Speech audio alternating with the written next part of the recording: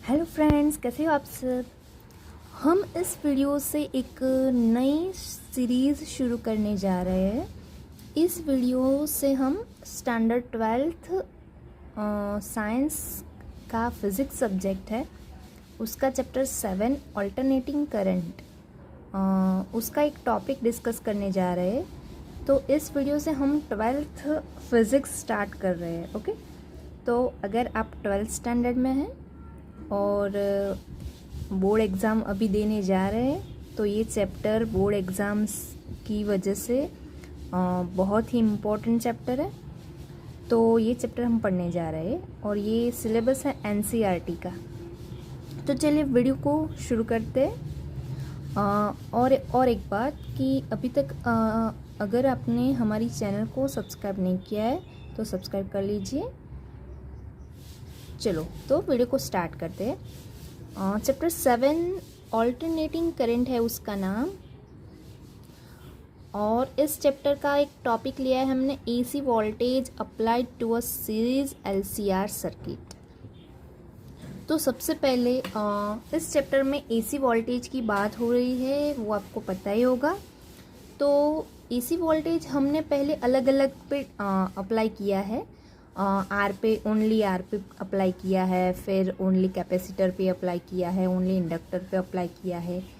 लेकिन ये टॉपिक पे हम ये बात करने वाले हैं कि अगर हम एल यानी इंडक्टर, कैपेसिटर और रेजिस्टर तीनों को सीरीज़ में जोड़ दें। सीरीज़ में जोड़ना मतलब ये तीनों जो कंपोनेंट है उसका एक एक एंड ही एक से जुड़ा होगा। यानी ये रेजिस्टर है तो उसका एक एंड कैपेसिटर से जुड़ा है। दोनों एंड रेजिस्टर के दोनों एंड कोई डिवाइस के साथ जुड़े हुए नहीं होंगे। ठीक है, तो इस तरह के कनेक्शन को हम बोलते हैं सीरीज कनेक्शन। क्या है कनेक्शन, कौन सा है? Series connection. तो एक एंड जुड़ा है रेजिस्टर का कैपेसिटर के साथ और कैपेसिटर का दूसरा एंड जुड़ा है इंडक्टर के साथ। तो एक एक एंड जुड़े हो तो सीरीज कनेक्शन बन जाएगा। तो ये है सीरीज कनेक्शन और हमने एसी सोर्स लगा लिया यहाँ पे। उसका ईएमएफ यहाँ पर हम एप्सिलॉन से डिनोट करते हैं। तो ये है एसी सोर्स के सिंबल। और करंट हमने ले लिया है, करंट की डायरेक्शन क्लॉकवाइज डायरेक्शन लिए, राइट। तो ये है फिगर। तो सबसे पहले आपको फिगर तो आनी ही चाहिए। अभी हम बात करने जा रहे हैं कि इस तरह की सर्किट में वोल्टेज का इक्वेशन क्या बनेगा। तो वो हमें अज्यूम करना है कि सबसे पहले जो हमने एसी सोर्स लगाया है उसका वोल्टेज है, और ये एसी सोर्स है तो हमें पता है कि एसी सोर्स हमेशा बदलता रहता है, राइट। तो उसका इक्वेशन कौन सा आना चाहिए? पीरियोडिक इक्वेशन टाइप का फॉर्म आना चाहिए। या तो कॉस ओमेगा टी आएगा या तो साइन ओमेगा टी आएगा। तो हमने यहाँ पे साइन ओमेगा टी अज्यूम कर लिया है। और जो वी एम जो है यहाँ पे, ये जो वी एम है वो वी एम हमें बता रहा है एम्पलीट्यूड, वोल्टेज का एम्पलीट्यूड की मैक्सिमम कहाँ तक हमारा वोल्टेज जा सकता है। तो V equals to V M sine omega T ये हमने अज्यूम कर लिया है क्योंकि एसी सोर्स है। तो हम उसका वोल्टेज इस तरह का ही होगा, तो ये हम अज्यूम कर सकते हैं। अब अगर आई करंट पास कर रहा है इस सर्किट से तो वी आर की इक्वेशन क्या बनेगी? Voltage drop across resistor that is V R, right. voltage drop across resistor. Similarly, voltage drop across capacitor is VC and voltage drop across inductor is VL. ठीक है, तो ये तीनों हम फाइंड कर लेते हैं। हमें पता है V equals to I R है, तो ये मिला हमें इक्वेशन। फिर VL voltage drop across VL that is inductor, voltage drop across inductor. ये इक्वेशन में पता है, आगे के चैप्टर्स से हमें मिला है ये इक्वेशन LdI/dt। एंड अगर Q चार्ज कैपेसिटर में स्टोर है तो कैपेसिटर के अक्रॉस भी एक वोल्टेज ड्रॉप होगा, और वो कितना होगा? तो वो होगा Q/C। हमें ये इक्वेशन कैसे मिला कि कैपेसिटर हम जब पढ़ रहे थे आगे के चैप्टर में, आपको पता ही होगा कि Q इक्वल्स टू CV, जो आगे के चैप्टर से आता है। अभी हमें करना क्या है कि करंट डिटरमाइन करना है। इस चैप्टर में हमारे दो ही एम होते हैं। हमें वोल्टेज का इक्वेशन पता है जो कि साइनसॉइडल फॉर्म है, साइन ओमेगा टी वाला इक्वेशन है, और हम करंट का इक्वेशन फाइंड करते हैं। सभी थियोरी में हम यही करते हैं। तो अब हम करंट कैसे फाइंड करेंगे इस तरह की सर्किट में। तो अगर हमें इंस्टेंटेनियस करंट यानी कोई भी टाइम पे हमें करंट का इक्वेशन फाइंड करना है, जैसे कि ये जो इक्वेशन है वोल्टेज का, ये भी इंस्टेंटेनियस इक्वेशन है, टी का फॉर्म है कि टी की वैल्यू जैसे जैसे चेंज होती जाएगी वोल्टेज की वैल्यू चेंज होती जाएगी। वैसे ही हमें करंट का एक फॉर्म निकालना है इंस्टेंटेनियस, की कोई भी टाइम पे हम करंट निकाल सकते हैं। तो एसी सोर्स में यही होता है कि वो चेंज होता रहता है यार, राइट, ऑल्टरनेटिंग है। तो ऑल्टरनेटिंग में चेंज होता रहेगा तो कांस्टेंट वोल्टेज भी नहीं रहेगा, कांस्टेंट करंट भी नहीं रहेगा। तो अलग अलग टाइम टी पे हमको वोल्टेज अलग मिलता रहेगा, करंट अलग अलग मिलता रहेगा। तो चलिए अब हम बात करते हैं इंस्टेंटेनियस करंट कैसे फाइंड करने की। तो it can be determined by two method है, राइट। फर्स्ट है फेजर डायग्राम और सेकंड है एनालिटिकल सॉल्यूशन। हम फेजर डायग्राम वाली मेथड की बात यहाँ पर करने वाले हैं, क्योंकि एनालिटिकल सॉल्यूशन जो है वो अभी सिलेबस से निकाल दिया गया है। ये मेथड जो है वो अभी सिलेबस में नहीं है। नया जो सिलेबस आया है रेशनलाइज सिलेबस 2023-24 के लिए, तो इस सिलेबस में एनालिटिकल सॉल्यूशन को निकाल दिया गया है। तो अगर आप अभी बोर्ड एग्ज़ाम देने वाले हो तो ये थियरी बिल्कुल भी मत करना। और अगर आपको एक सेपरेट वीडियो चाहिए कि कौन कौन से टॉपिक्स निकाल दिए गए हैं और 2023-24 के लिए, तो आप मुझे कमेंट में लिख सकते हैं।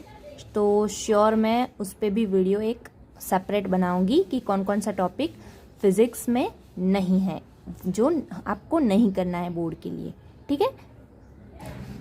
हाँ, तो अब हम बात करने वाले हैं फेजर मेथड की, right. We will talk about phasor method right now. तो फेजर मेथड में क्या है कि हमें तो पता ही है, हमने जो केस लिया है वो LCR सीरीज़ का केस है कि इंडक्टर, कैपेसिटर और रेजिस्टर तीनों को हमने सीरीज़ में जोड़ दिया है, राइट। तो सीरीज़ में अगर हो तो आपको पता है कि जो जो डिवाइस सीरीज़ में लगे हुए हो उसमें से सेम ही करंट जाने वाला है, क्योंकि सीरीज़ में करंट सेम रहता है। अगर पैरेलल कनेक्शन हो जाए तो करंट बढ़ जाता है। जैसे कि अगर हम सर्किट ड्रॉ करें, ये एक रेजिस्टर है, ये एक दूसरा रेजिस्टर है, तो दोनों रेजिस्टर के अक्रॉस करंट जो रहने वाला है, अगर I करंट है तो दोनों में सेम करंट फ्लो करेगा। ये R1 रेजिस्टर है, ये R2 रेजिस्टर है, तो दोनों के अक्रॉस जो वोल्टेज होगा वो डिफरेंट होगा लेकिन करंट सेम रहेगा, राइट। तो वोल्टेज आएगा IR1, वोल्टेज ड्रॉप आएगा IR1, यहाँ पे आएगा IR2। तो सीरीज़ है तो वोल्टेज दोनों में डिफरेंट होगा लेकिन करंट जो आई है वो दोनों ही रेजिस्टर में सेम फ्लो करेगा। तो ये यहाँ पर केस है रेजिस्टर, रेजिस्टर, कैपेसिटर और इंडक्टर का। तो तीनों में से सेम करंट I फ्लो कर रहा है, I करंट, राइट। तो अभी हमें करंट का इक्वेशन निकालना है ना, तो इसलिए हम करंट की बात कर रहे हैं। और अगर हम ये मान ले कि कोई भी एक टाइम t पे करंट हम कुछ इस तरीके से डिनोट कर सकते हैं, Im sin ओमेगा t +5। हमने वोल्टेज का क्या लिया था, V equals to Vm sin omega t, Vm sin omega t लिया था हमने, राइट। तो वहाँ पर फेज हमारा क्या था, ओमेगा t। तो करंट का भी हमें पता है कि करंट भी चेंज होने वाला है, राइट। तो ये एसी सोर्स है ना, इसलिए उसका इक्वेशन साइन या कोसाइन फॉर्म वाला ही आने वाला है। तो हमने यहाँ पर भी साइन ही लिया, क्योंकि वोल्टेज में भी साइन था और फेज ओमेगा टी था। लेकिन वोल्टेज और करंट का फेज सेम नहीं रहेगा, कुछ बढ़ जाएगा या कुछ घट जाएगा, वो अभी हमें पता नहीं है। तो हमने +5 ऐड कर दिया है, और जो यहाँ पर 5 फेज में ऐड हुआ है वो हमारा है फेज डिफरेंस, और टोटल फेज जो है करंट का वो है ओमेगा टी +5। और जो ये 5 है, ये 5 क्या डिनोट कर रहा है, फेज डिफरेंस, राइट। और जो आई एम है वो यहाँ पर करंट का एम्पलीट्यूड है। क्या है, एम्पलीट्यूड। तो as we have already describe voltage equation, जो मैंने यहाँ पर पहले से आपको बता दिया, V M sine omega T, तो उस पे से ही हमें करंट का इक्वेशन अज्यूम करना है कि ये शायद हो सकता है। लेकिन हमें फेज डिफरेंस 5 पता नहीं है, तो वो हमें कैसा पता चलेगा, हम आगे देखते हैं। फेज डिफरेंस हम 2 तरीके से समझ सकते हैं कि पहले हम V को टारगेट करेंगे और उसके रिस्पेक्ट में I को देखेंगे। तो अगर यहाँ पे V के रिस्पेक्ट में I को देख रहे हैं तो फाई यहाँ पर हमारा फेज डिफरेंस हुआ, ओके।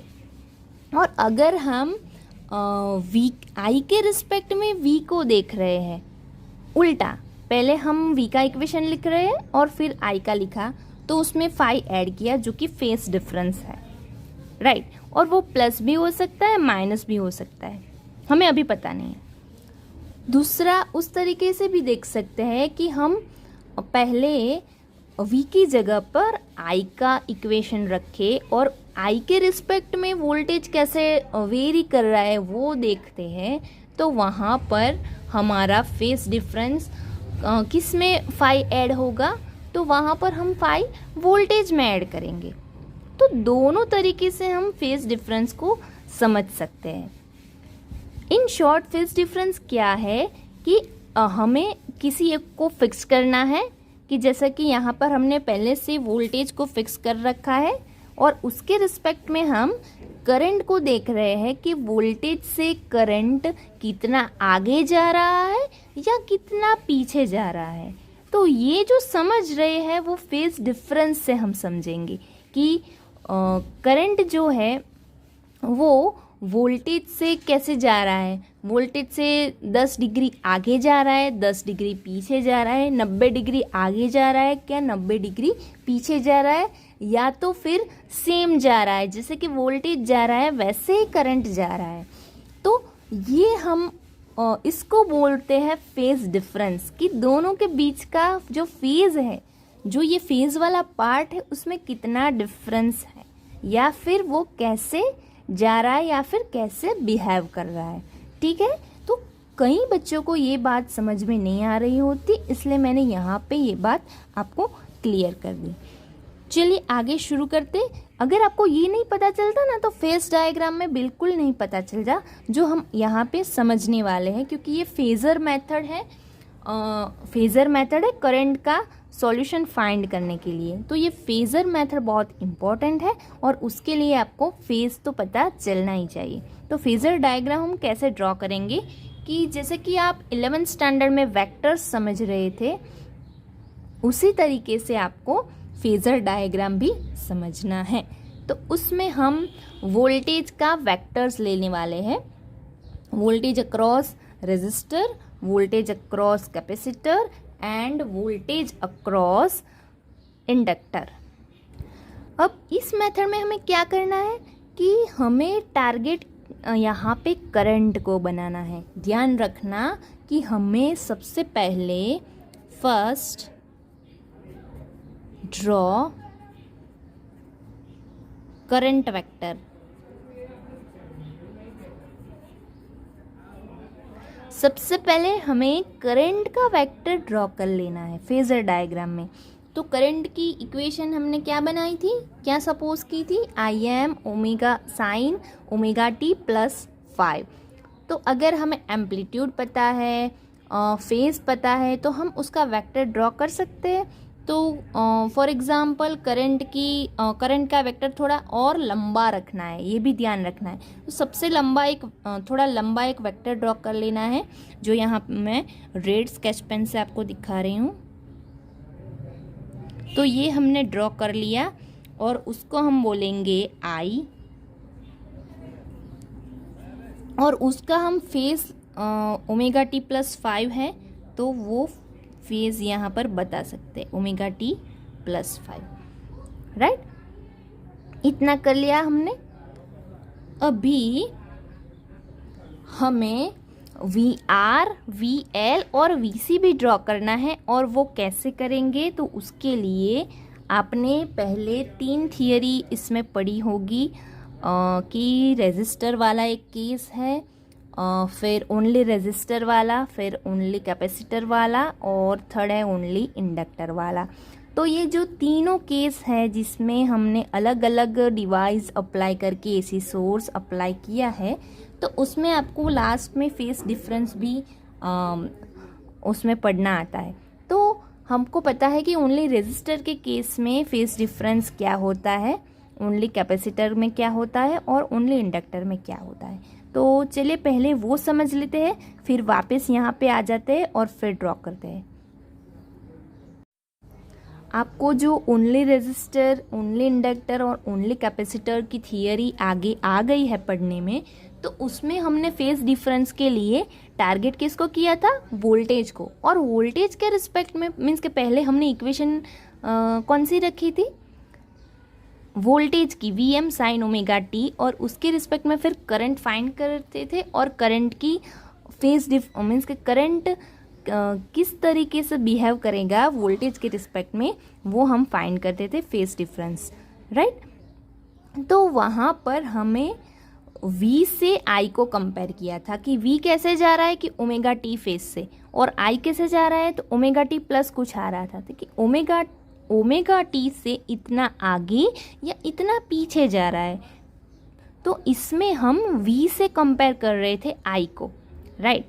और उसका जो फेस डिफरेंस था वो ये था कि V जो है उससे I और I के बीच में फेस डिफरेंस 0 है, यानी V और I, वोल्टेज और करंट दोनों सेम फेज में चल रहे हैं कि दोनों में ओमेगा टी आएगा, करंट में प्लस करके कुछ भी नहीं आएगा, तो 0 है यहाँ पे ओनली रेजिस्टर के केस में। फिर ओनली इंडक्टर के केस में क्या है, फेस डिफरेंस -π/2 या -90 डिग्री, 90 डिग्री, राइट।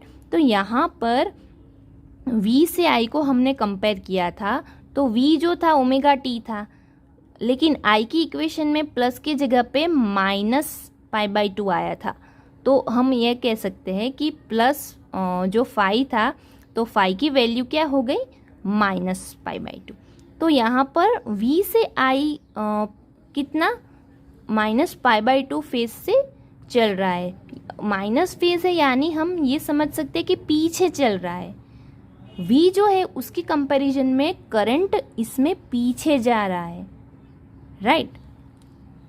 फिर ओनली कैपेसिटर में +90 डिग्री था, यानी कि V की ओनली कैपेसिटर के केस में वोल्टेज जो है वो करंट से वोल्टेज जो है उससे उसकी कंपैरिजन में हम करंट को कंपेयर करते हैं। तो करंट यहाँ पर 90 डिग्री, उसका फेज +90 डिग्री है, यानी करंट जो है यहाँ पर 90 डिग्री आगे जा रहा है। किसकी कंपैरिजन हम करते हैं कि V से कंपेयर करते हैं, किसको कंपेयर करते हैं, I को, यानी कि I जो है वो 90 डिग्री आगे जा रहा है, compare to what, compare to V। तो यहाँ पर हम जो थियरी पढ़ी हुई है हमने टेक्स्ट बुक में, वहाँ पर जो फेस डिफरेंस 5 है उसका मीनिंग क्या है कि V से हम कंपेयर करते हैं I को, यानी कि V जो है उसकी कंपैरिजन में I कितना आगे या कितना पीछे जा रहा है।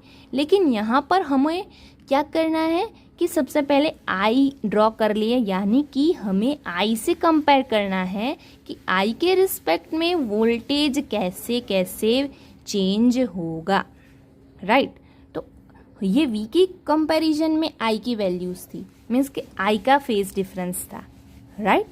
लेकिन अगर हमें कंपैरिजन I से करनी हो तो क्या करें यानी कि I से करनी है V की कंपैरिजन I से करनी है, लेकिन किसकी? तो V की कंपैरिजन करनी है कि I के रिस्पेक्ट में V कैसे जा रहा है, ये कंपैरिजन हमें करनी है। तो अगर यहाँ पर ये शो कर रहा है कि V के रिस्पेक्ट में I जो है वो 90 डिग्री माइनस है, यानी पीछे जा रहा है, यानी कि हमें इतना पता चला कि V आगे जा रहा है और I यहाँ पर पीछे जा रहा है, इतना पता चला। तो अगर हम इतना समझ ले तो V की कंपैरिजन हम कर सकते हैं। अभी हमें ये पता चला कि V आगे जा रहा है और I पीछे जा रहा है, तो इस केस में हमें I से कंपैरिजन करनी है V की। तो यहाँ से हमें पता चल रहा है कि V आगे जा रहा है, तो I के रिस्पेक्ट में V आगे ही होगा क्योंकि I खुद पीछे जा रहा है, राइट। तो हमें सिंपल, आपको मैं एक ट्रिक बता दूं कि जो फेजेस V से कंपेयर करके हमें I के बनाए हैं, I के फेस डिफरेंसेस जो हमने बनाए हैं V की कंपैरिजन करके, तो I की कंपैरिजन करेंगे वो टोटली अपोजिट हो जाएंगे, राइट। तो यहाँ पर जो माइनस है वो यहाँ पर प्लस हो जाएगा और यहाँ पर जो प्लस है वो यहाँ पर माइनस हो जाएगा। तो ये आपको समझना है। जैसे मैंने यहाँ पर बताया आपको कि यहाँ पर ओनली इंडक्टर के केस में I जो है वो 90 डिग्री पीछे जा रहा है, तो इसका मतलब क्या हुआ? किससे पीछे जा रहा है? तो V से पीछे जा रहा है। तो इसका इनडायरेक्ट मतलब क्या हुआ कि V आगे जा रहा है ना, तभी तो I पीछे होगा। V की रिस्पेक्ट में I पीछे है, राइट। तो V की रिस्पेक्ट में I पीछे है, तो यहाँ पर हमें अगर I से कंपेयर करके V की बात करनी है तो हम ये बोल सकते हैं कि I जो है उससे V पीछे जा रहा है। तो यहाँ पर हमें V की कंपैरिजन करनी है कि I के रिस्पेक्ट में V कैसे जा रहा है, तो यहाँ पर आगे जा रहा है और कैपेसिटर में माइनस फेज है। माइनस फेज कैसे आया कि पीछे जा रहा है, और ये पीछे कैसे जा रहा है? तो यहाँ पर हम देख ले कि यहाँ पर हमने I की कंपैरिजन की है, तो यहाँ पर I का फेस डिफरेंस प्लस π/2 है, क्योंकि प्लस 90 डिग्री यहाँ पर बता रहा है, प्लस 90 डिग्री है। तो I कैसा है कि 90 डिग्री आगे जा रहा है, तो I आगे जा रहा है। किससे आगे? तो V से आगे जा रहा है। V से आगे जा रहा है मतलब V से आगे यानी V पीछे है यहाँ पर, राइट। तो ये सोचना है आपको कि अब हम कंपैरिजन I से करेंगे V की, I से V की कंपैरिजन करेंगे, V पीछे जा रहा है, राइट। और सिंपल आपको याद रखना है कि जो फेस डिफरेंसेस आपने वो इंडिविजुअल वाली थियरी में पढ़े हुए हैं उससे टोटली अपोजिट फेस डिफरेंस यहाँ पर लेना है, क्योंकि यहाँ पर हम कंपैरिजन किससे करने वाले हैं? I से। अभी तक आप कंपैरिजन कर रहे थे V से। सबसे पहले V की इक्वेशन लिखते थे और फाइंड करते थे। फेजर डायग्राम में आपको सबसे पहले I का वेक्टर ड्रॉ करना है और I से ही सभी की कंपैरिजन करनी है। तो हमें फेस डिफरेंस कौन से लेने चाहिए? जो I से कंपेयर किए गए हो। तो I से कंपेयर करें हम सभी वोल्टेज को I से कंपेयर करना है कि VR यानी ओनली रेजिस्टर का केस, तो रेजिस्टर का जो वोल्टेज ड्रॉप है उसका फेस डिफरेंस क्या है। इंडक्टर का फेस डिफरेंस, ओनली इंडक्टर है तो ओनली इंडक्टर का जो वोल्टेज है वो कैसे जा रहा है। ओनली कैपेसिटर का वोल्टेज ड्रॉप जो है वो कैसे जा रहा है, वो हमें फाइंड करना है। तो अभी आपको समझ आ गया होगा कि फेस डिफरेंसेस यहाँ पर कैसे लेने हैं, राइट। तो अब हमको पता है कि ओनली रेजिस्टर वाली थियरी में हमें जो फेस डिफरेंस मिलता है वो 0 मिलता है, यानी कि जो वोल्टेज है और जो करंट है ओनली रेजिस्टर के केस में वो ना आगे जा रहा है ना पीछे जा रहा है, राइट। तो वोल्टेज का फेज डिफरेंस ज़ीरो था, सॉरी ओनली रेजिस्टर के केस में जो फेज डिफरेंस था वो ज़ीरो था, राइट। और वहाँ पर हमने V से कंपेयर किया था तो I का फेज डिफरेंस ज़ीरो आया था, और अब हम उल्टा कर दे तो भी ज़ीरो ही आएगा, यानी कि अब हम I से कंपेयर कर रहे हैं V का, तभी भी ज़ीरो आएगा। यानी कि जो हम वेक्टर बनाएंगे तो दोनों की डायरेक्शन सेम आएगी, क्योंकि आगे भी नहीं जा रहा पीछे भी नहीं जा रहा, यानी कि दोनों का फेज सेम है। तो यहाँ पर I का फेज है ओमेगा टी प्लस 5, तो V का भी फेज आ जाएगा ओमेगा टी प्लस 5। तो ये ओमेगा टी प्लस 5 फेज है, और इसी फेज पे आएगा VR, voltage drop across R। तो ये वाला वेक्टर यहाँ पर आ जाएगा, राइट। यहाँ पे वेक्टर की निशानी भी हम कर सकते हैं, क्योंकि यहाँ पर हमें फेज़र में जो वोल्टेजेस है उसको वेक्टर समझ के काम करना है।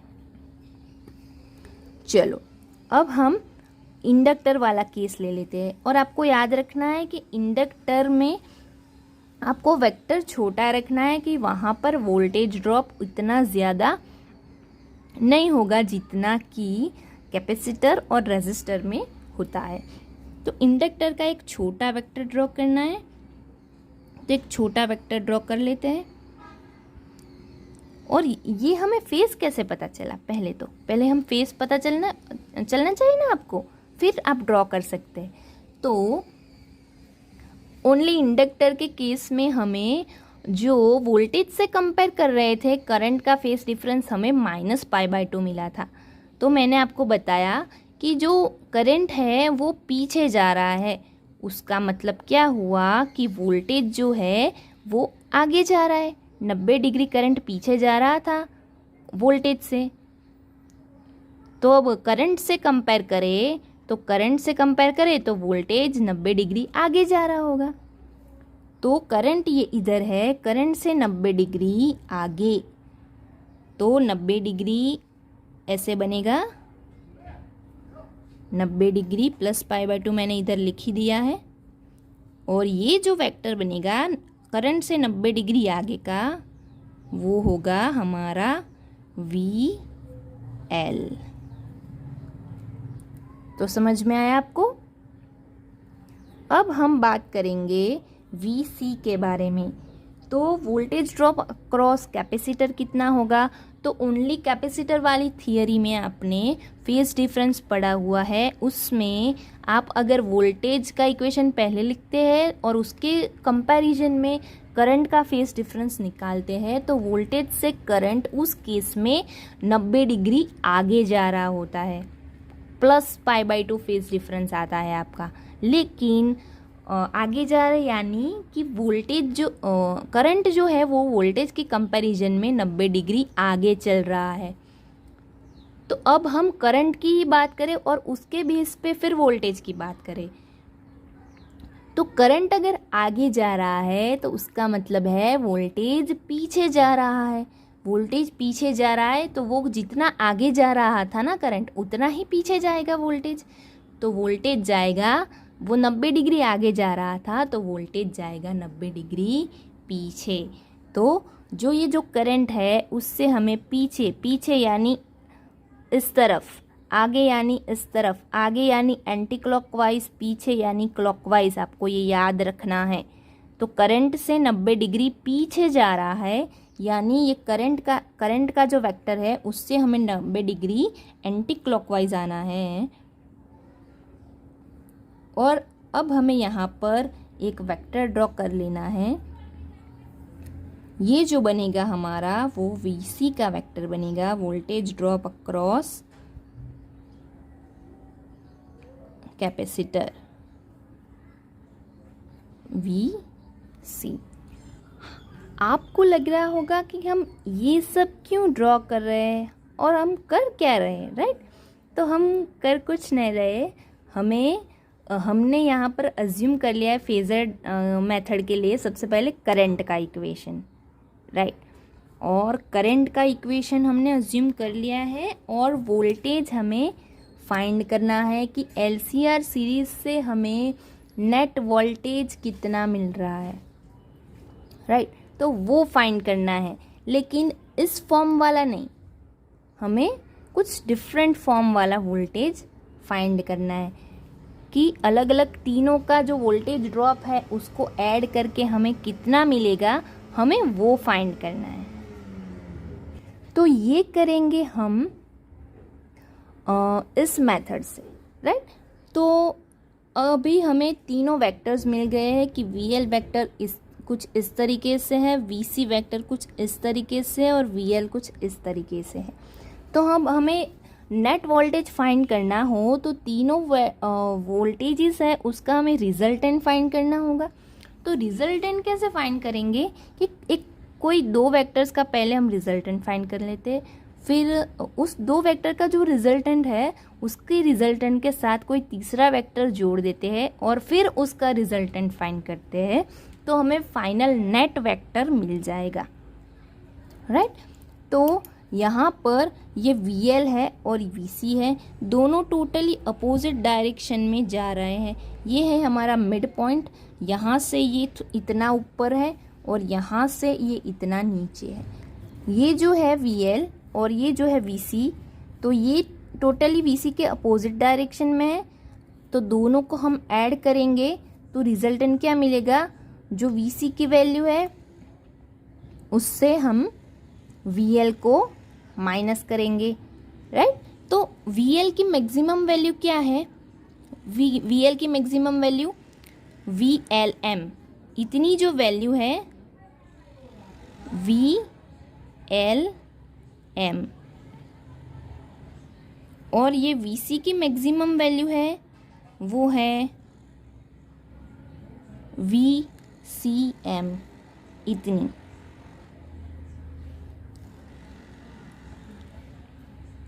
तो दोनों वेक्टर को हम जोड़ेंगे तो ये तो अपोजिट डायरेक्शन में है तो इसकी वैल्यू माइनस हो जाएगी। ये वेक्टर है, अब हम उसका मैग्नीट्यूड और डायरेक्शन की बात करेंगे। आपको पता चल रहा है ना मैं क्या बोल रही हूँ। तो अगर ये कुछ फॉर एग्जांपल हम ले लेते आई डायरेक्शन में, राइट, ओनली मान लेते हैं तो आपको इजीली समझ आए। तो यहाँ पर यूनिट वेक्टर इस डायरेक्शन में आई है, तो इस डायरेक्शन में यूनिट वेक्टर क्या आ जाएगा, minus I. Just for our convenience we are taking I, right. और उसका मैग्नीट्यूड क्या है, VLM, जो उस वेक्टर की लेंथ, और यहाँ पर मैग्नीट्यूड है VCM, टोटल वेक्टर की लेंथ VCM, इतनी लेंथ है VLM। अब हम दोनों को जोड़ रहे हैं, वेक्टर्स को क्या कर रहे हैं, दोनों को जोड़ रहे हैं, VL प्लस VC। तो हमें क्या करना है, VL प्लस VC करना है, राइट। दोनों को ऐड कर देना है रिजल्टेंट के लिए, तो दोनों को ऐड कर लेते हैं। तो VL का मैग्नीट्यूड VLM और VL की डायरेक्शन है माइनस आई, फिर VC का मैग्नीट्यूड VCM और उसकी डायरेक्शन हमने I कंसिडर की है, तो I ले लेते हैं, प्लस I मैंने यहाँ पे लिखा है। फिर यहाँ से I कॉमन निकालेंगे तो हमें क्या मिल जाएगा, VM से ये माइनस मल्टीप्लाई हो जाएगा और VCM से तो 1 ही मल्टीप्लाई हुआ, उसका डायरेक्शन तो I ही है, तो प्लस VCM। तो यानी माइनस VLM प्लस VCM हमें क्या मिलेगा, VCM माइनस VL, राइट। तो हमें मिला VL plus VC equals to VCM minus VLM in direction of I। ऐसा मिला ना, पहले माइनस VLM था प्लस I ये L है, फिर VCM प्लस था, तो उसको हम ऐसे भी लिख सकते हैं, तो ऐसे लिख दिया, राइट। तो इससे हमें ये पता चलता है कि जो इसका मैग्नीट्यूड जो होगा वो VC से VLM जितना हमें कम कर देना है। तो यहाँ पर हम वेक्टर से समझते हैं कि ये VLM वेक्टर और ये VCM वेक्टर इस तो ये नया वेक्टर, ये आई डायरेक्शन और ये माइनस आई डायरेक्शन, तो जो नया वेक्टर लेना है वो हमें कैसा लेना है, आई की डायरेक्शन में लेना है और उसका मैग्नीट्यूड VCM से VLM जितना कम हो, यानी इतना हमें यहाँ से कम कर देना है। इतना कम कर देंगे तो इतना बचेगा, तो इतनी लेंथ इसकी कम कर देनी है, इतनी कम कर दी तो इतना जो वेक्टर होगा, इतना ये जो वेक्टर होगा वो हमारा होगा VL प्लस VC, यानी इतना कम ड्रॉ करना है हमें, तो इतना छोटा कर देना है। तो हम ऐसा छोटा वेक्टर ड्रॉ करेंगे।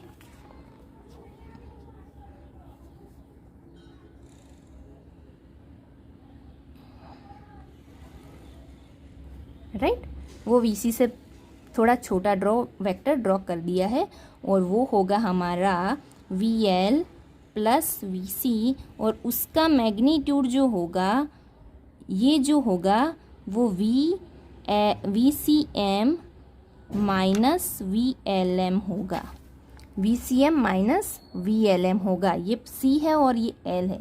L और C में कंफ्यूज मत होना, पहले C है यानी जो कि C का बड़ा वाला था और उसमें से हमने L वाला माइनस किया है। राइट, तो VC माइनस VLM इसी डायरेक्शन में आएगा, और ये डायरेक्शन किसकी, और I की डायरेक्शन, और I की डायरेक्शन यहाँ पर थी, तो यहाँ पर ही ये वेक्टर आएगा। चलो, अब हमें फाइनल वेक्टर फाइंड करना है। VL और VC का तो रिजल्टेंट मिल गया, अभी हमें तीनों का करना था ना, तो 2 का मिला है, तो तीसरा ज्वाइन करेंगे तभी हमें तीनों का नेट वेक्टर मिलेगा, और वहीं से हमें नेट हमारा रिजल्टेंट वोल्टेज जो है वो मिलने वाला है। तो इन दोनों का रिजल्टेंट कैसे फाइंड करेंगे, पैरेललोग्राम मेथड से। ये VR का वेक्टर है, वो VL प्लस VC के हेड से टेल VR की ज्वाइन करके इस तरीके से सामने उसको ड्रॉ करेंगे।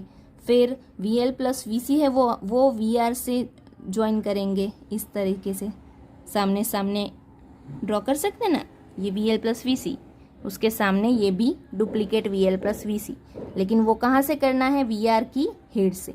वैसे ही VR ड्रॉ करना है तो VL प्लस VC के हेड से ड्रॉ करो। राइट, और अब हमें उसका जो VL प्लस VC था और VR था, उसका जो पॉइंट था, ज्वाइनिंग पॉइंट, वहीं से हमें एक वेक्टर ड्रॉ करना है जो कि यह इस पॉइंट को ज्वाइन करे, इन दोनों ज्वाइनिंग पॉइंट्स को।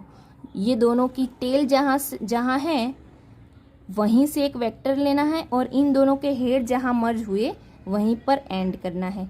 तो ये जो हमारा वेक्टर बना, ये वेक्टर हमें मिला फाइनल V, उसको हम V से डिनोट करें। राइट, तो ये फाइनल वेक्टर है, उसको हम रेड स्केच पेन से शो करते थे तो हमें पता चले। अभी हमें ये V मिल गया है कि जो नेट वोल्टेज का फॉर्म शो कर रहा है, और हमें पता है कि I का जो फेज़ है, यहाँ पर I है ना, ये I और ये V। I का जो फेज़ है वो है ओमेगा T प्लस 5। ये क्या है, टोटल ओमेगा T प्लस 5। तो V और I के बीच में फेज डिफरेंस फाई का है, यानी कि V का अगर ओमेगा T है तभी I है ओमेगा T प्लस 5। और हम ऐसा भी समझ सकते हैं कि I ओमेगा T प्लस 5 है तो V ओमेगा T होना चाहिए, क्योंकि 5 फेज डिफरेंस है, और V जो है वो I से 5 के फेज डिफरेंस में है। तो V का जो है वेक्टर, उसका फेज कितना होगा, ओमेगा T, तभी तो I का ओमेगा T प्लस 5 आया, क्योंकि फेज डिफरेंस दोनों के बीच का 5 लिया है हमने। ठीक है, तो I का फेज डिफरेंस हमें सीधा ओमेगा T यहाँ से मिल जाता है कि I का ओमेगा T प्लस 5 है, फेज डिफरेंस 5 है, तो V का फेज ओमेगा T ही होगा। तो ये हमने फाइंड क्या किया है, ये हमें रिजल्टेंट फाइंड किया, VL, VC एंड VR। हाँ, हमने क्या निकाला, VL प्लस VC, जो हमें क्या मिला है, VCM minus VLM I, right.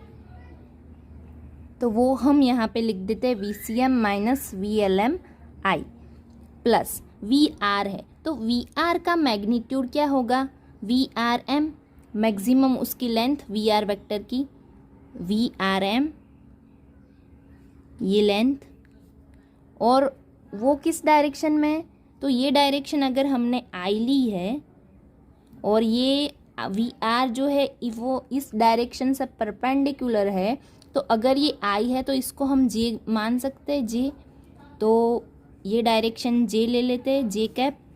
तो जो VRM है वो मैग्नीट्यूड है VR का, VR वेक्टर का, और उसकी डायरेक्शन है J कैप, तो यहाँ पर डायरेक्शन लिख देते हैं J कैप। तो ये वेक्टर्स को हम मैग्नीट्यूड और डायरेक्शन में डिवाइड कर दिया, राइट हमने। और VL प्लस VC जो है वो हमने फाइंड कर रखा है, और ये VRM G। तो अब हमें वेक्टर अलजेब्रा से पता चलता है कि अगर कोई वेक्टर किसी वेक्टर का समेशन है तो उसका मैग्नीट्यूड क्या हो सकता है।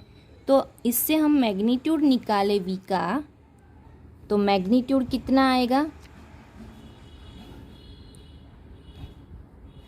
हमको ये पता है, एक एग्जांपल ले लेते हैं कि अगर A वेक्टर है वो है 3i प्लस 4j, तो A का मैग्नीट्यूड कितना हुआ, हम ऐसा करें ना, अंडर रूट जो x कंपोनेंट है उसका स्क्वायर और जो y कंपोनेंट है उसका स्क्वायर। तो यहाँ पर भी i जो है वो x कंपोनेंट है, j कैप के साथ जो मैग्नीट्यूड है वो y कंपोनेंट है, तो x कंपोनेंट का स्क्वायर प्लस y कंपोनेंट का स्क्वायर, ऐसा करना होता है। तो अभी हम इसका मैग्नीट्यूड निकालने के लिए यही करेंगे, अंडर रूट x कंपोनेंट क्या है, VCM माइनस VLM, तो ये ब्रैकेट में लिखना है, ये पूरा एक कंपोनेंट है, राइट, इसीलिए तो ब्रैकेट में लिखा है, डिफरेंट नहीं है। I के साथ जो पूरा ब्रैकेट में मल्टीप्लाई हुआ है ये पूरा x कंपोनेंट है, तो VCM minus VLM whole square, x component plus y component is VRM, जो जिससे j कैप मल्टीप्लाई हुआ है, तो ये VRM का स्क्वायर। तो ये हमें मिला V का मैग्नीट्यूड। तो इसका हम स्क्वायर ले लेंगे दोनों साइड, तो ये स्क्वायर रूट हट जाएगा, तो हमें इक्वेशन मिलेगा V square equals to VCM minus VLM whole square plus VRM square.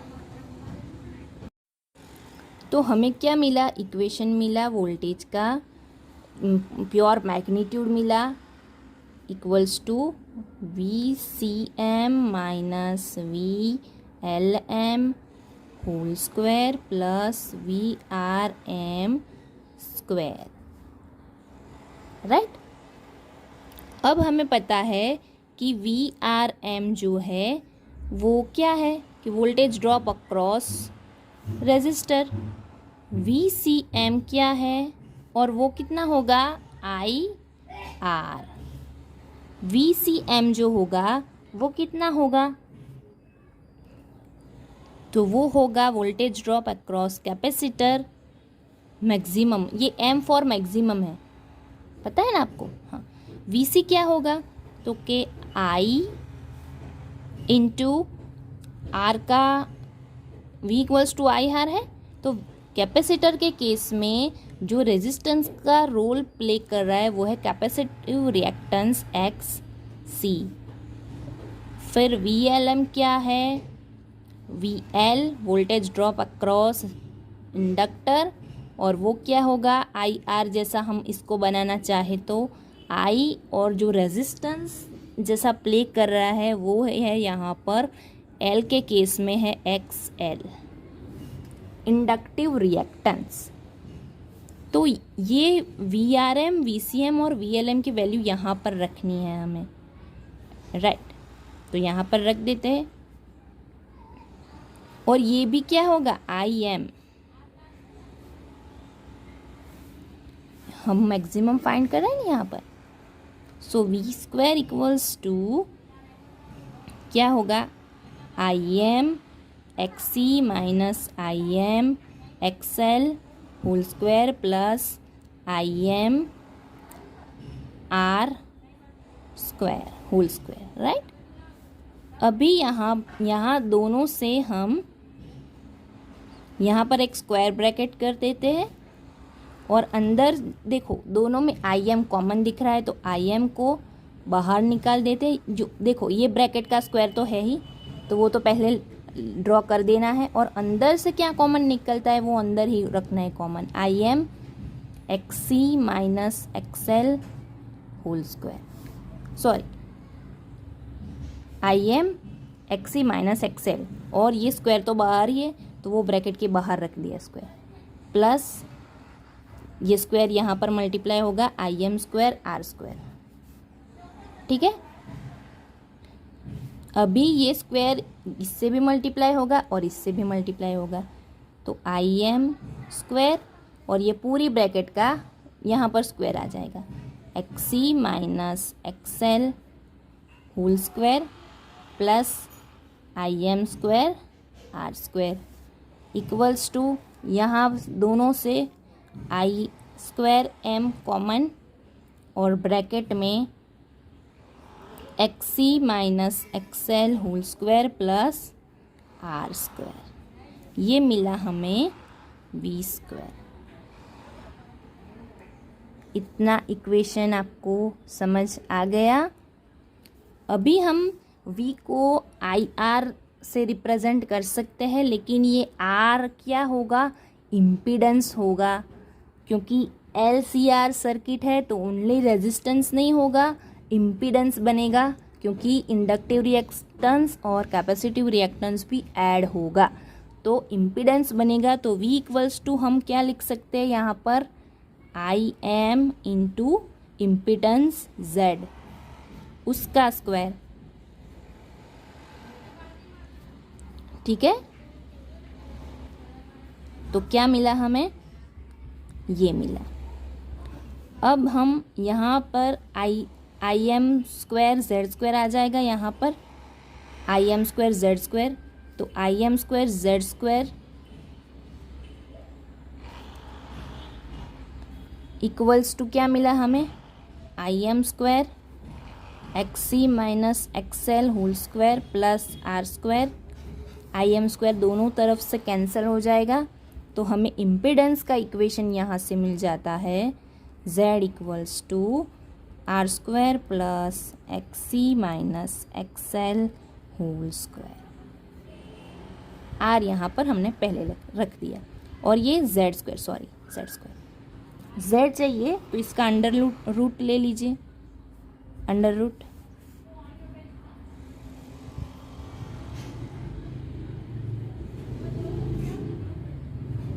ठीक है।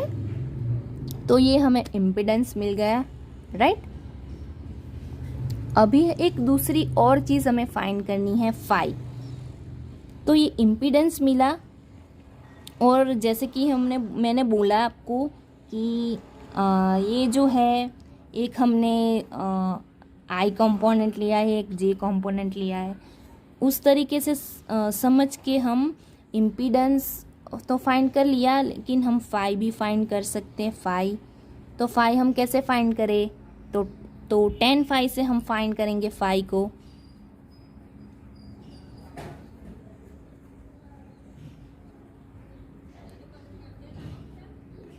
तो 10 से कैसे फाइंड करेंगे,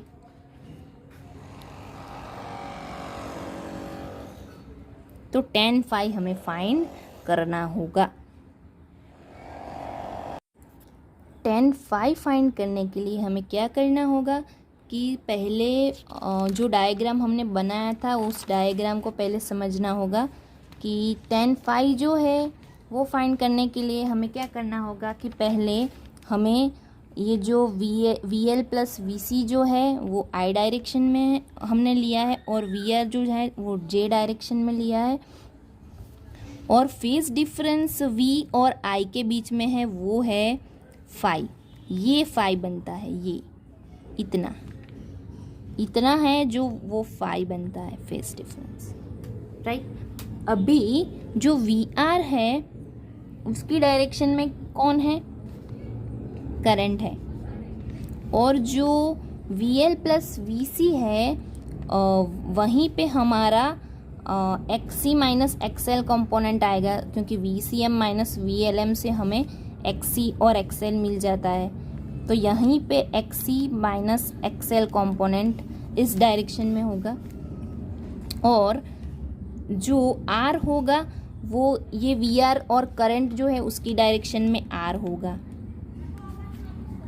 तो ये x C minus X L और ये आर है, ये दोनों 90 डिग्री बना रहे हैं, एंगल दोनों के बीच का 90 डिग्री एंगल बना रहे हैं, ठीक है।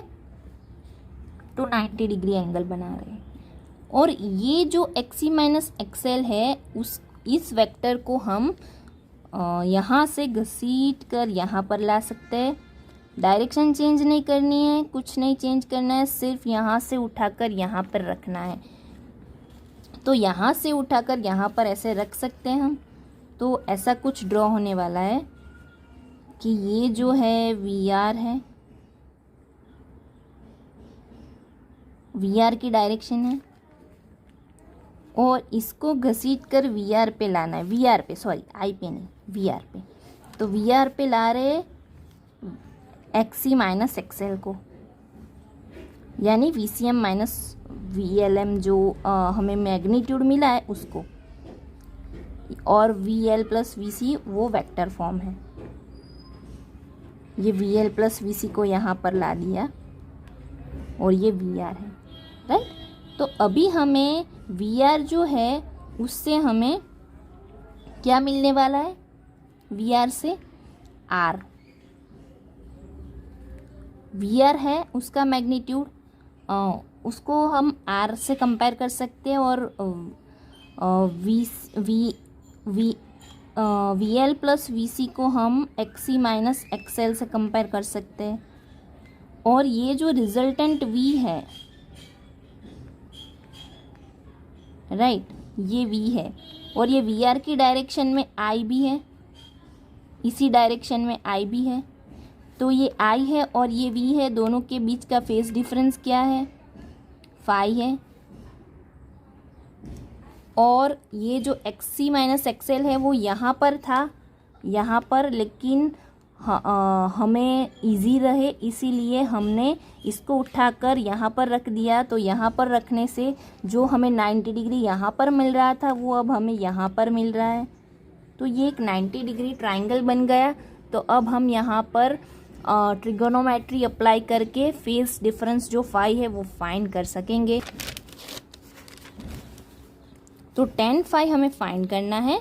तो जैसे कि मैंने पहले आपको समझाया कि ये जो डायग्राम है वो डायग्राम में ये जो करंट की डायरेक्शन है और ये जो वोल्टेज वेक्टर हमें मिला है, ये वोल्टेज वेक्टर है, ये करंट वेक्टर है, इसी डायरेक्शन में आता है आर, इसी डायरेक्शन में आर आता है कुछ यहाँ पर वी आर, और वी आर का अब हम सभी का रेजिस्टिव पार्ट लेंगे तो वो है आर। यहाँ पे कुछ बन रहा था हमारा वी एल प्लस वी सी और उसका रेजिस्टिव पार्ट था x C minus X L, right. तो इस वेक्टर को हमने यहाँ पर ड्रॉ किया,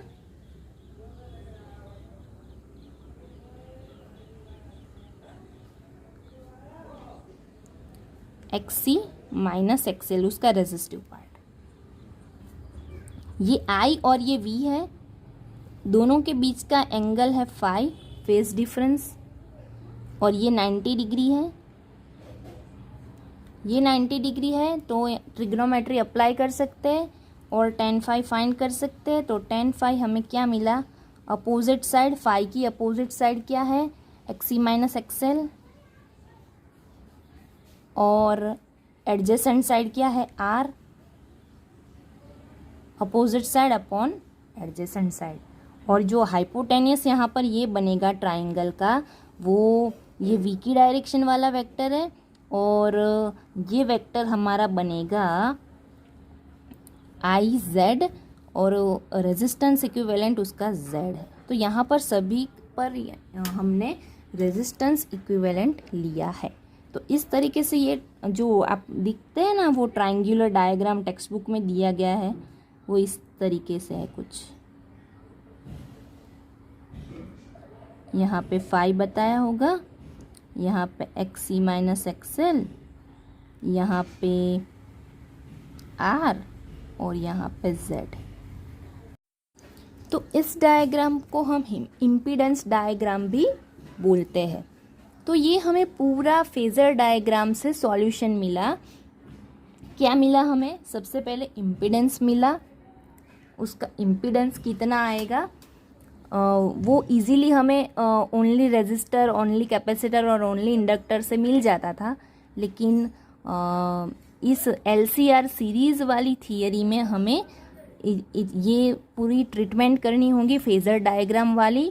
और उसमें हमने क्या किया, एक काम इजी कर दिया कि आई का इक्वेशन हमें फाइंड नहीं करना है, सीधा हमने अज्यूम कर लिया और जो फेज डिफरेंस था वो फाई रख दिया और वो बाद में फाइंड किया हमने। और वो कितना आता है वो हमें यहाँ से मिलेगा कि tan phi की वैल्यू इतनी आती है तो फेज डिफरेंस फाई कितना आएगा, तो फाई हमें मिलेगा tan inverse XC minus XL upon R. तो यहाँ से हमें फाई भी मिल जाएगा। और z हम फाइंड करते थे हर एक थियरी में, z नहीं, वहाँ पर हम एक्सी या तो एक्सएल या फिर आर आता था और वो हमें इजीली मिल जाता था, उसकी वैल्यू ओमेगा सी आर या ओमेगा एल। लेकिन यहाँ पे एल सी आर तीनों हैं तो उसका एक इम्पिडेंस क्रिएट होगा और वो कितना होगा, तो वो इतना होगा।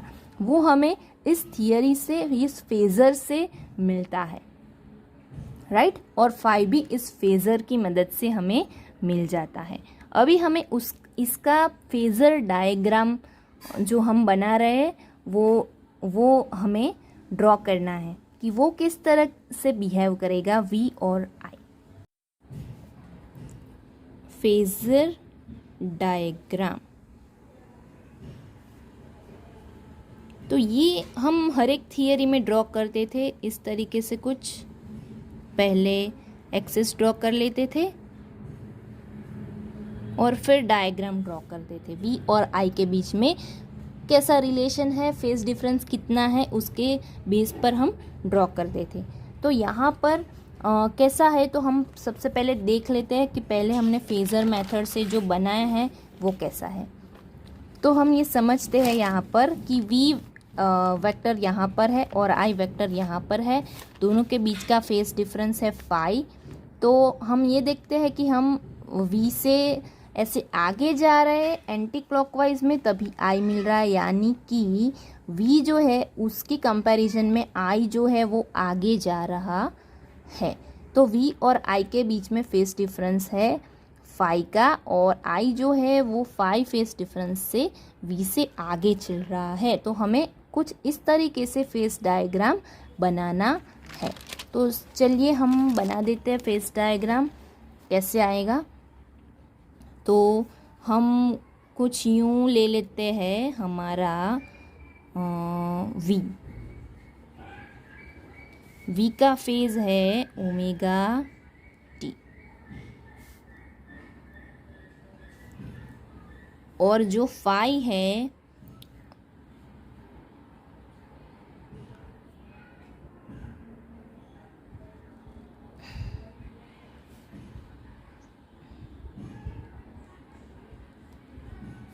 फेज डिफरेंस 5, और हमने देखा कि V से I आगे जा रहा है, तो आगे जा रहा है तो एंटी क्लॉकवाइज मीन्स ऐसे जाना है और ड्रॉ करना है वेक्टर, और फेज डिफरेंस बताना है 5। इस तरीके से हमें मिल गया आई का phase difference omega T plus 5। तो इस तरीके से आप फेस डायग्राम ड्रॉ कर सकते हो। आप थोड़ा वी को थोड़ा ऊपर भी बता सकते हो, जो कि आपको कन्फ्यूजन न रहे। आप कुछ इस तरीके से भी ड्रॉ कर सकते हो, जैसे कि मैं यहाँ ऊपर ड्रॉ करके आपको बताती हूँ। छोटा वाला वी आप ऐसे भी ड्रॉ कर सकते हो, थोड़ा ऊपर रख सकते हो, इसको ओमेगा टी बोल सकते हो। और आई को कुछ यूँ ड्रॉ कर सकते हो, लेकिन आई थोड़ा छोटा रखना है और वी बड़ा रखना है, ये भी आपको ध्यान रखना है। आई मैं वी थोड़ा बढ़ा देती हूँ, वी थोड़ा ऐसे ड्रॉ करो, ये वी, और आई थोड़ा छोटा रखना है वी की कंपैरिजन में। मैंने यहाँ पर छोटा बड़ा आपको नहीं दिखाया, लेकिन ये बात मैं बोल दूँ कि वी आपको थोड़ा बड़ा दिखाना है आई की कंपैरिजन में। तो ये आई, ये ओमेगा टी हो गया, और ये दोनों के बीच का फेस डिफरेंस 5, राइट। तो ये है उसका फेज़र डायग्राम, और आपको वो साइनोसॉइडल वेव फॉर्म भी दिखा दिए कि कैसे वो कैसे बनेगा।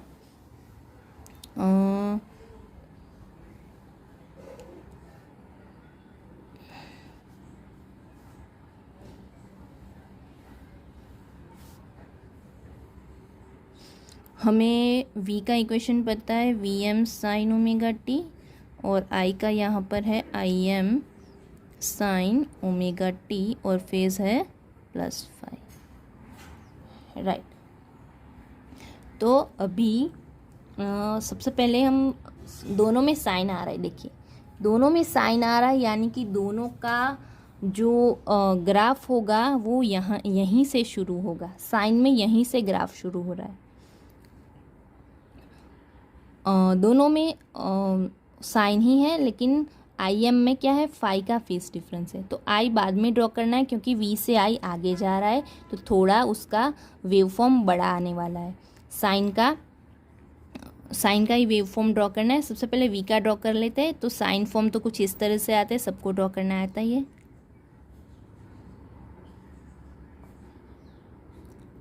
ऐसा ड्रॉ कर लिया, ये हो गया हमारा वी।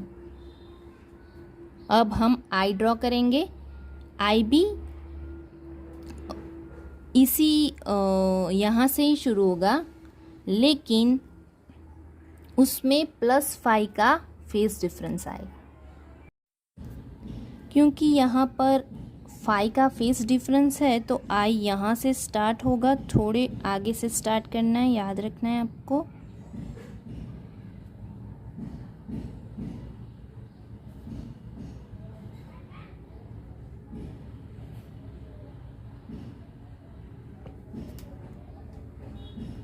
तो ये जो डॉटेड लाइन वाला जो कर्व हुआ वो बनेगा हमारा आई का।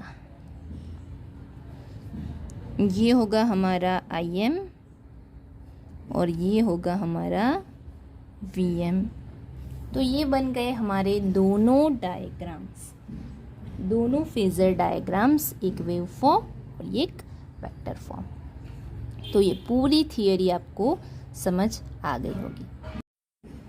ऐसे ही एजुकेशनल वीडियोस के लिए मेरी चैनल देवेश्वरी भट्ट को सब्सक्राइब कीजिए और वीडियो को लाइक करना ना भूलिए। Thank you.